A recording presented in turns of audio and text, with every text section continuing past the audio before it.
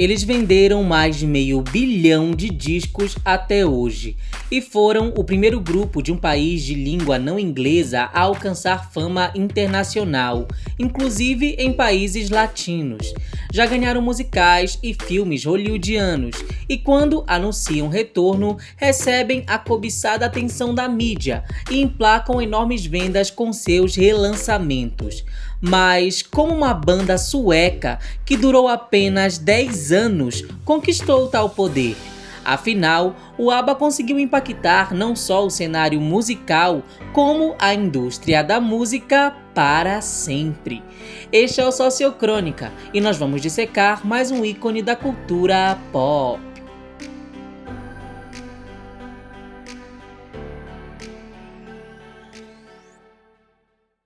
Björn e Benny se conheceram em 1966, quando suas respectivas bandas dividiram os palcos.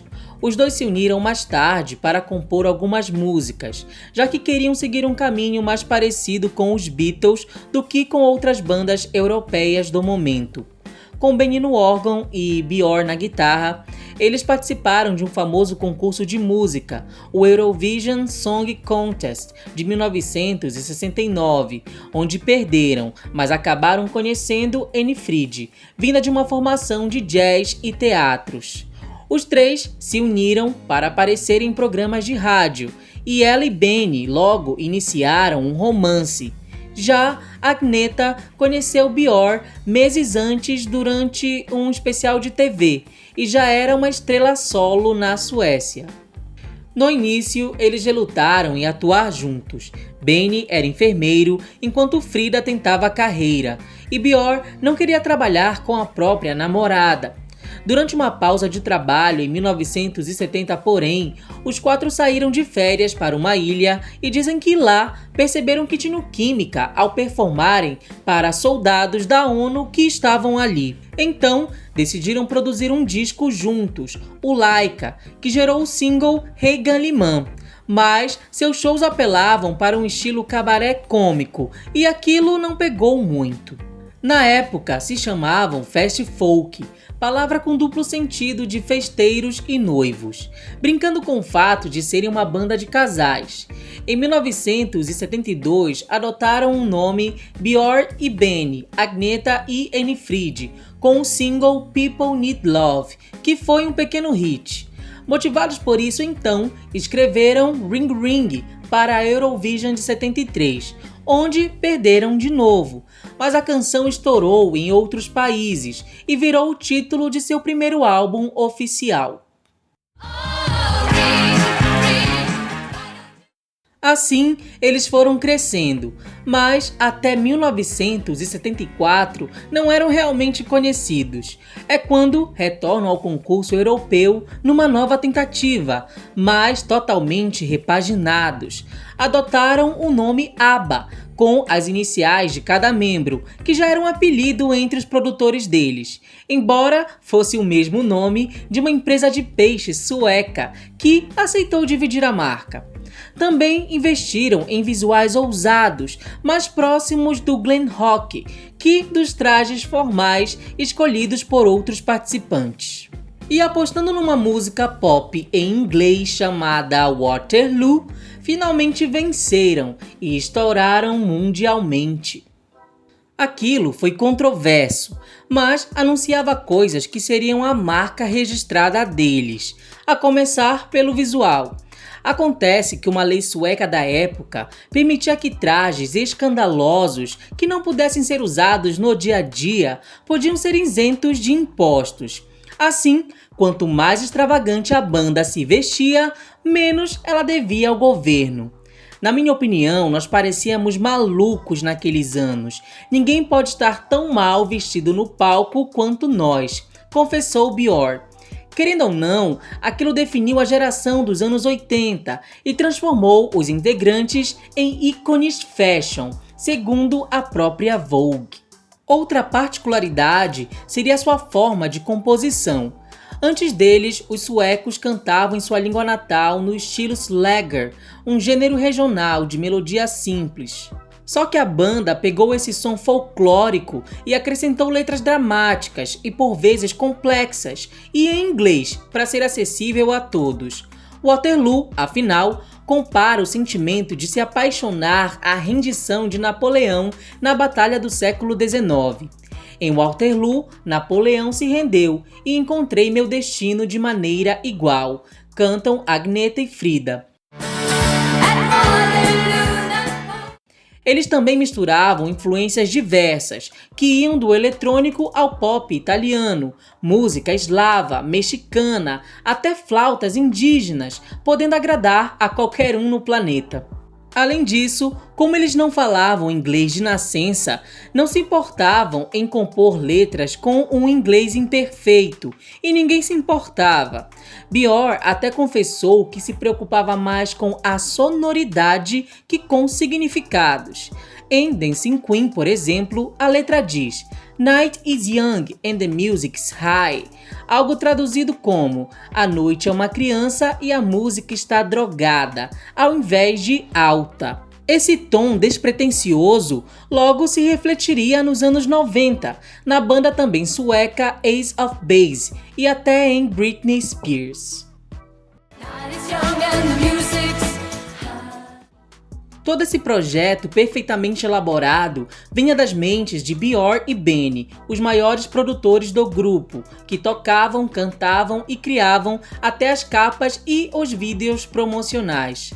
Eram tão profissionais e perfeccionistas que quando Benny e Agneta tiveram seu segundo filho, planejaram o parto de modo que não atrapalhasse as gravações do álbum de 1977. Numa entrevista de 1999, também contaram que não escreviam dezenas de faixas e escolhiam as melhores para os discos como os outros músicos. Eles trabalhavam em canções únicas e gravavam todas, o que explica porque em 10 anos de carreira escreveram somente 100 músicas, enquanto os Beatles em 8 anos fizeram 200. E vale ressaltar que eles lançaram um álbum por ano, desde Ring Ring em 1973, até os últimos, Voulez-Vous, Supa Trupa e The Visitors, em 79, 80 e 81. E cada trabalho conseguiu pelo menos uma grande faixa de sucesso, algo raro mesmo atualmente. Contudo, enquanto o mundo percebia que o ABBA havia descoberto a fórmula do sucesso e de hits chicletes, críticos os acusavam de industrializados demais, com foco maior no dinheiro do que na questão artística. Piegas, melodramática e simplória definiam a música, curiosamente os mesmos adjetivos ligados ao gênero Slagger. Mesmo em seu país natal, eles eram mal vistos e até meados dos anos 80, ouvir ABBA era quase proibido, ainda que fossem o produto mais exportado e eles tivessem trazido a primeira vitória da Suécia no Eurovision. A imagem deles só mudou quando o querido cantor britânico Elvis Costello fez um show lá e cantou uma faixa deles e disse que era a sua banda favorita. Claro que o mérito desses feitos não se devia só ao fato dos quatro já serem ótimos profissionais antes do surgimento da banda. Por trás dos arranjos complexos, havia outros produtores que logo ganharam os holofotes conforme cada álbum obtinha fama. Em 1975, com o homônimo ABBA e os hits SOS e Mamma Mia, a equipe conquistou seu primeiro lugar no Reino Unido, algo que eles repetiram 9 vezes. Já Dancing Queen, em 76, foi seu número 1 nos Estados Unidos, e com Arrival, em 77, eles lotaram turnês pela Europa e Austrália, gerando até o documentário ABBA The Movie, sobre suas aventuras pela estrada, com direção do aclamado Lasse Hallström, o cara por trás dos clipes mais famosos do grupo. Com o tempo, esses produtores suecos atraíram artistas estreantes para a Suécia, a fim de que trabalhassem em seus materiais, como os Backstreet Boys, uma das maiores boy bands dos anos 90. Assim, A trajetória do ABBA não só transformou a Suécia no segundo maior polo musical europeu depois do Reino Unido, como fez com que os suecos se tornassem figuras relevantes por trás de cantores como Katy Perry, Maroon 5 e Ariana Grande, sem falar nos artistas próprios como Roxette, Icona Pop e Tove Lo. Em 1979, porém, Björn e Agneta anunciaram um divórcio e, em 81, Ben e Frida o seu, o que abalou a imagem de casais felizes que o público amava. Eles fizeram uma pausa, enquanto os homens escreviam musical chairs e as mulheres reviviam suas carreiras solos, mas nunca voltaram. O fato de serem reclusos e nada polêmicos poderia ter apagado de vez suas existências do cenário, mas não.